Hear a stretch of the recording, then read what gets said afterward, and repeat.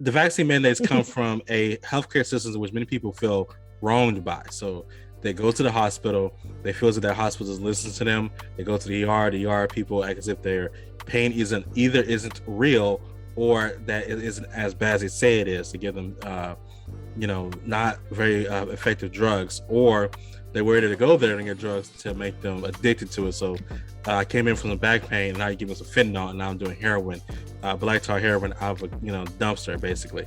And so they're not trying to fall down that rabbit hole. Also, black mothers going to deliver a baby, and then I come out, and then or I don't come out. I go and deliver a baby, the baby comes out, I don't come out, basically, and it should be a very simple procedure we've been doing for the entirety of human, existence. Yeah. And now you can't keep me alive. When I go to a hospital, do a very simple thing. So now you've come to me, they're saying this public health system.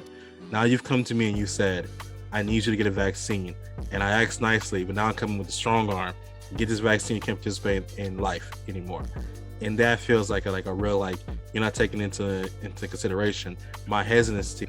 If you live in society, I don't want to hear it. Interesting. Because you know who nobody trusts? The government at all. If you're going to apply this logic where you take the small minority of abusers and paint the whole group like that with a power structure, with a field of life that you have to deal with as an American, then you got to do the same with an entity like the federal government, where they provide, defense, funding for all these different programs, roads, whether it be environmental, roads, education, financial assistance. And you got to say, no. I don't trust any of that simply because the CIA orchestrated the death of Martin Luther King or Malcolm X or whoever, Fred Hampton. That's absurd. That's ludicrous, right? That's not even the same part of the government. It's not the same body. It's not the same individuals. Not the same goals. Not the same directives. It's the same thing with the medical field.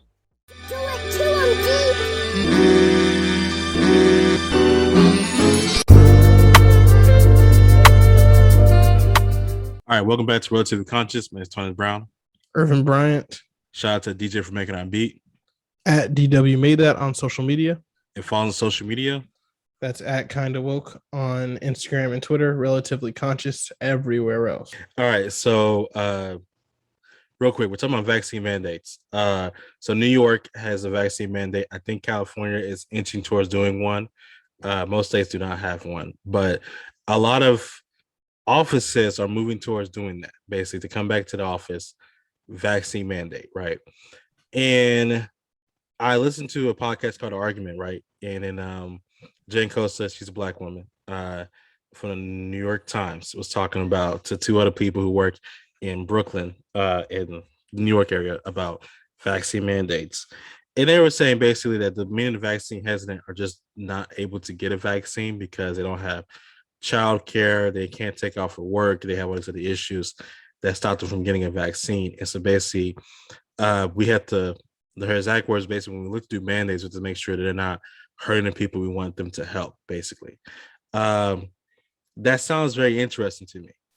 And so many people say that maybe vaccine mandates just don't work as well, because instead of pushing people towards doing it, some people get stuck in their ways and refuse to do it. And then we're not taking into account why people are hesitant to get a vaccine, and we're just kind of forcing them into that. And as much as you used to do a soft nudge. My initial response to that is BS, but am I wrong? Am I not listening? Am my ears clogged up? Am I too cynical? What is it? You're correct, Antonius Brown. We're wasting millions, if not billions of dollars. I don't know, but I know I don't know the numbers, the dollars being wasted, but I do know that vials of vaccine are discarded in mass because they're only so stable on the shelf. They have to be kept below a certain temperature, et cetera, et cetera. We've heard all this before. Yes. With that said, whatever government incentives, programs, and they do exist, by the way. So I just started working at this school. I think they said $100 if I turn in my vaccine card. You already know. I already got a photo scan. It's going down. Yeah. Too easy. And I Someone, got this done way before I got hired. some So here's the thing. I know that not, I'm privileged. Not everybody has a job that's gonna, treat them like that. a car. Yeah. It's a fact. It's a fact. It's a fact. But this is like people live. Like you go to a bank or to a check cashing place, whatever, whatever you got to do. You go, you get your food, you get your water. Like it happens. You make it happen. Childcare, all the things, because you go to work. So like someone's watching the baby, right? Yes. Like we make everything happen. Well, the argument is that someone's not watching the baby.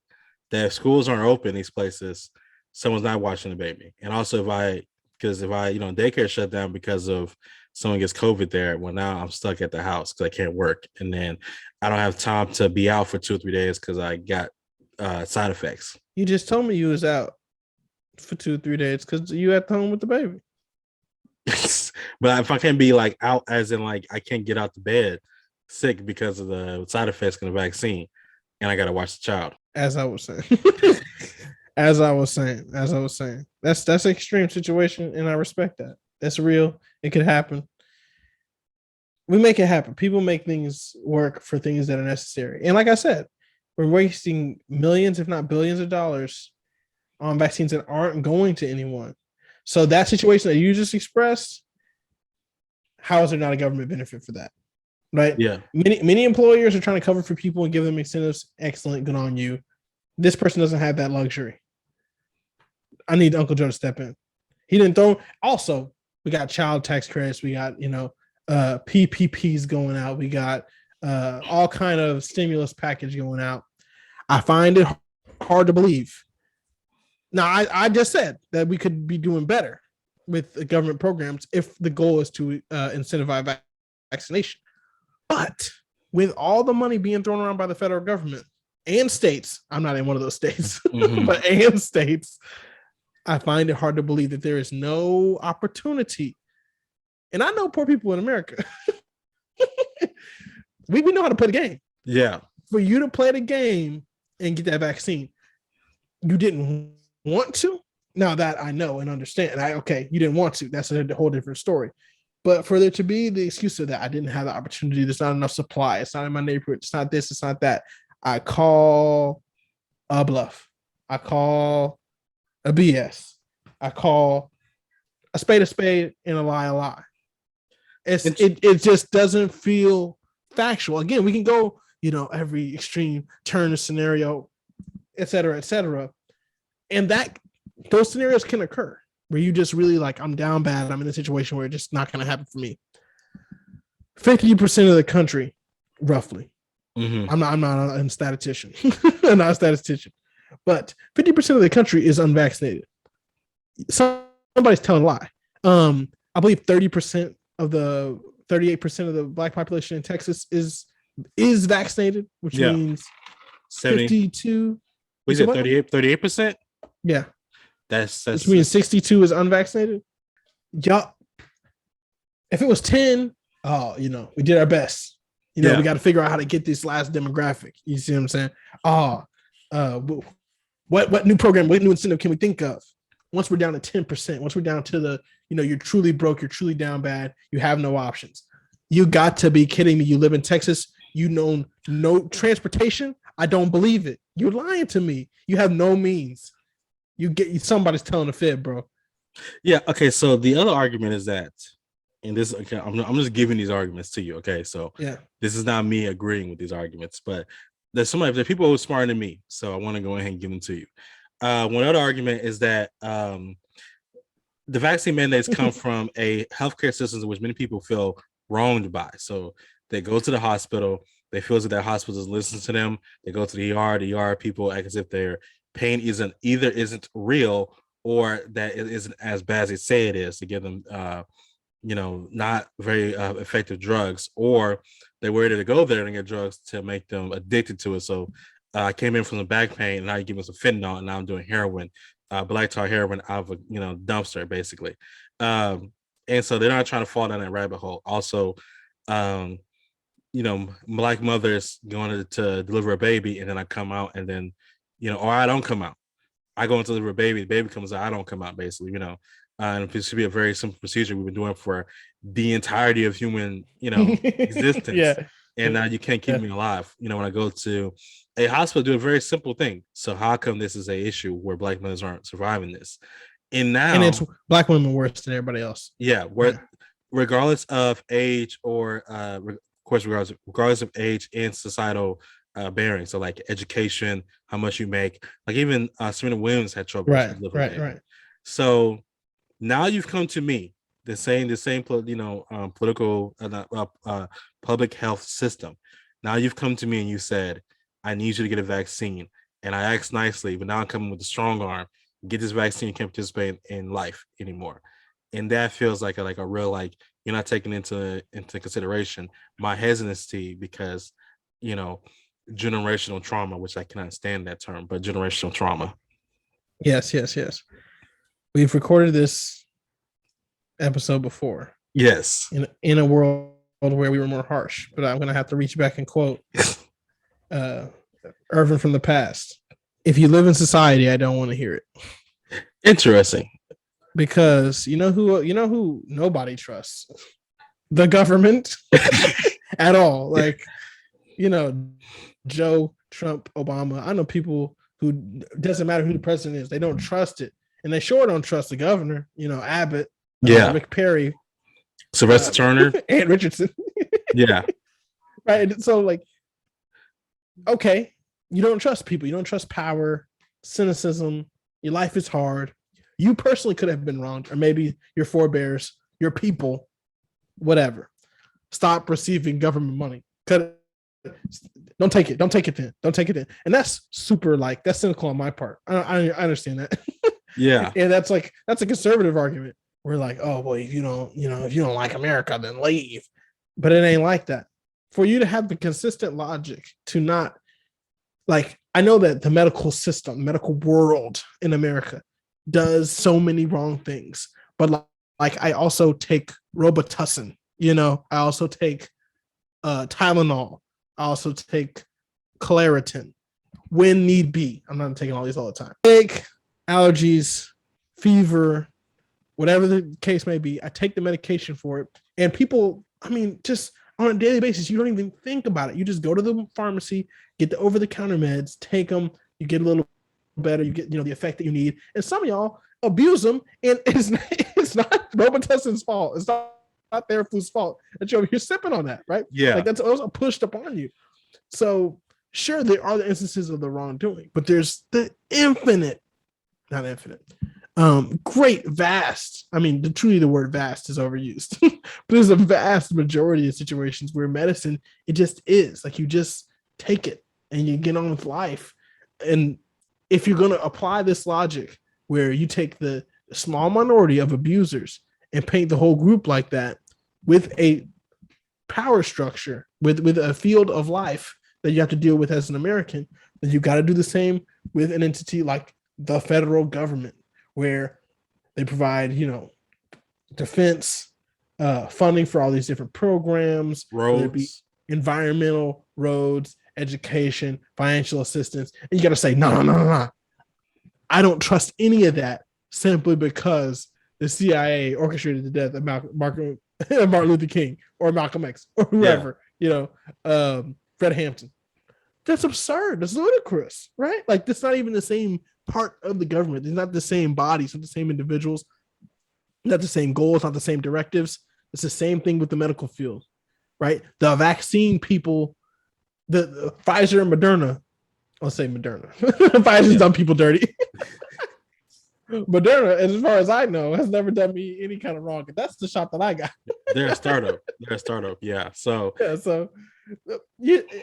I don't know. I think we're gonna be a little more reasonable. It feels like a cop out, because if you were really feeling like that, I feel like you live in a trailer in the woods, and some people do. And I respect your principled stance and your intellectual consistency. Yeah, I live in a trailer in the woods with tripwire all throughout that the trailer. That's a action movie trope. We go find a guy in the trailer in the woods who used to be a CIA agent, and now he's like, "What you doing around here?" Basically, right? I haven't answered to that name in a long time. Yes. Yeah. So my thing is that I can I know people would listen to me and be, Tony, you were a government agent. You fought That's true. in Afghanistan. What am I listening to you for? With that fake Malcolm X hat on. You don't know anything about Malcolm. If you wouldn't wear that hat, you really knew about him, right? But I do understand some of the hesitance, basically, right? The feelings of it feels very weird that you're all telling me to do one thing, right? And also, I don't know, with our generation, and I feel most people were saying this, our generation or two generations back, I don't feel like this Gen Z who be really vaccine the black population. I feel like it'd be boomers who'd be really vaccine hesitant in the black population. Boomers, and then our generation, millennials, right? Um, which both of us had a whole civil, like a black power movement at the same time. So that's, I don't know what that is, but that's something interesting to me. But Mhm. anyway, um, I think part of the problem becomes that it becomes very easy to only see the bad in the systems around us, right? So if once I, as we had this whole discussion about this when we used this analogy before, but once I flash the black lights, you know, all America's government, you know, I all I see is the lint. All I see is the bad things we've done. Every time I see a freeway, I'm like, well, how did that mess up a black neighborhood? Mhm. I see a Mhm. lake, how did that mess up a black neighborhood? Um, if I see a HBCU, well, what's the story here? Um, and it becomes very easy to just see that, to Right. not see anything else, just see that. Um, no longer do I see feats of America's ingenuity, I only see our racism and discrimination. And this is not an argument that America is, exceptional or anything like that, but just an argument that, like, I don't know, if I watch Marvel movies and only look out for the plot holes in those movies, Too I easy. can't enjoy them. You know, if I watch them, like, what is Scarlett Johansson doing fighting Thanos along the rest of these people? That's not how that works. You know, then or Gamora. She'll be fine. I don't know what Gamora powers are, but she'd be fine alongside everybody else. And True. I'd be like, I don't know how you As fit. far as the movies go, she is just a green Scarlett Johansson. Yeah, it's like, I don't know how you fit in this. But like, if you actually go and just watch the movie and just to have a good time, it's just a good time. It's just, it's superheroes, guys in tights. Popcorn affair. You're Yeah, expecting too much. It's the federal government. You're expecting far too much. yeah. And Like, so, like, the yeah, so, like, communication. Could be like communication was bad because people said no mask at first, and now mask. And people saying, yeah, the vaccine cannot stop. You won't transmit the virus when you have the vaccine, but now you can kind of transmit the virus. It's the federal government. They're the same people who, like, operate our schools. Do you remember how bad it was to send a letter home to students let them know about something happening tomorrow? Like, yeah, like the how amount of people who didn't get the letter about the school field trip. He had $20 to go on a field trip all the time. That was messed up. And so, like, we just don't do communication very well. It's just something the federal government, it has so many people to talk to. It doesn't just do it very well. the only Um, thing the federal government is good at is collecting money. and they don't even do that well when it comes to rich people. Yeah, Right? Yeah, then forget it. Oh, really? You yeah. hit it. I guess I can't find it now. Like if you have any type of money and any type of accounting know-how, you can hide your money from the federal government pretty easy. It's just because I'm broke, I don't have the time nor patience or enough money to hide. Like, I don't Right, have, right, yeah. You yeah, need money to hide the money. Yeah. yeah. But like if I had enough money, the Cayman Islands is just right there. It's just oops, oops, my money is gone. You can't get it. It's cryptocurrency now. Ha ha, and then disappear. I'm on base. You can't touch me. Yeah. So like, yeah. So like, that's what, like, the federal government just doesn't do things very well. But like, that's why everything with COVID has been flubbed, as they say, because it's not like a well-oiled machine. People just gonna be like, yeah, I want you to get a vaccine, but I don't know how exactly to actually do that very nicely, so I'm gonna force you to do it. Because maybe we should have done vaccine mandates. Maybe we should have just done the can you please get a vaccine, and maybe we should have done the communication better. But we weren't gonna do that correctly. We were never gonna do that correctly. Trump or Joe Biden or Obama. If Obama had been president, we wouldn't have done it correctly either. Because when we had the rollout for Obamacare, it took them 3 years to figure that out. The website crashed the first time that Yeah, that happened. was embarrassing. Yeah. Yeah. So like, I think I tried to sign up one time, and the closing period like closed before it was supposed to close, and everything was just messed up. So like, yeah, That's what we do when we try to take on big. The first time we sent a rocket into space, it messed up. We still mess it up. We still have trouble sending people to space, and we've been doing that since the '60s. And so, um, I understand the hesitancy, but like I think people expect this to be the Lakers running this show, and it's the Sacramento Kings, brother. It's not the Lakers. The Sacramento Kings. Yeah, like Dang. it's not the Lakers running the show. It's not anybody who knows what they're doing. They're just trying the best they can. Um, and I but like that's why I hear all these arguments, about the people feeling hesitant about them. Just like I understand that, but I think you've got to make a decision about what you want to do because like COVID's not going away, and like we're not gonna like move forward. I think people just want stuff to open back up. So like the A&M game versus Kent State, packed to the brim, no vaccine mandate, no mask, people just cheering. I know the case is going crazy at Texas A&M right now. I know they got going crazy. That's not how you fix this issue. You solve this issue by actually working on it. You can't just like be like, oh, COVID don't exist. We're done with that. That's not how it's gonna work because it's like last analogy. It's like a man goes to the doctor and he has an artery that's partially closed, and he's like, you need to stop eating red meat or you're gonna get a heart attack. And you just stop listening to the doctor and go home and eat red meat. And then you have a widowmaker. You have a heart attack and then you die. And you're like, well, what happened here? You didn't listen. The problem's not gonna go away. The artery's not gonna like just open by itself. But last thing, so like if you want to be nicer to these people who are vaccine hesitant, what would you say? Yeah, so somebody in your family, Is it worth your life, dog? Yeah, that's the ending question. And no. And see, I'm saying that no interjection was to the response that played automatically in my mind. You didn't say anything. Yeah, I was like no. Because what you just said about sterility, are they stealing your DNA or whatever? Zombie apocalypse. Bet your life on it. Yeah, Bet everything on it, because that COVID will take your lungs from you. Bet your lungs on it. What's called? That's if you all in zombie apocalypse, let's get some weapons, because something I don't know. But if it's not that level of certainty, you're not willing to bet your life on it. Get the jab. That's Tracy Morgan. Here's a little commercial about that. Are you pretty sure? And then everything else. Yeah, it's like, Are you pretty sure COVID is you're not going to get it? Because I don't know, you may mess around and get it, and that may be it. But anyway, I don't want to be mean to these people. I understand you're hesitant. I just wish for yourself, and so I can go and do things again. Can you please, can I go do things again and not feel bad about it? Because like Texas. I'm supposed to be Mr. International right now. A brother still ain't left the country yet. Yeah. I want to see concerts. I don't want to go to no concert with y'all. I'm trying to see Tyler in March. Hey, can I go see Tyler in March? Yeah. But anyway, just do better. Do better, please. My name is Brown. Irvin Bryant. Peace. Do it to him,